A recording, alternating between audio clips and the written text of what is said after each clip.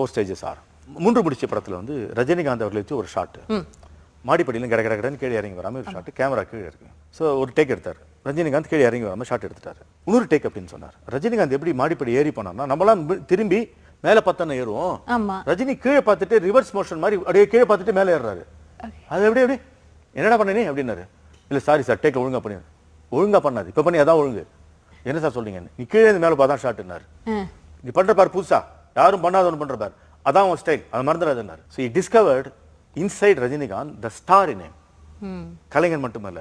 இது நடந்தது எங்கன்னா கமல்ஹாசனுடைய வீட்டு, ஆழ்வார்பேட்டை வீட்டில் எப்படி ஒன்னா சேருது பாருங்க அவருடைய. ஸோ தட் இஸ் த அடையாளம் கண்டுபிடிக்கிறது. ஸோ கலைஞர்கிட்ட ஒரு ஸ்டார் கண்டுபிடித்தது இதுதான் பாலச்சருடைய கான்ட்ரிபியூஷன். ஃபெனாமெனா என்ன அப்படின்னு சொன்னா, ஒரு உதாரணத்துக்கு அவருடைய மேஜர் சந்திரகாந்த், அவர் எழுதின முதல் நாடகம் மேஜர் சந்திரகாந்த். அவர் முதல்ல எழுதினது ஆங்கிலத்தில் எழுதுறாரு. ஆமா பாருங்க, the very first play written by Balachandran was in English.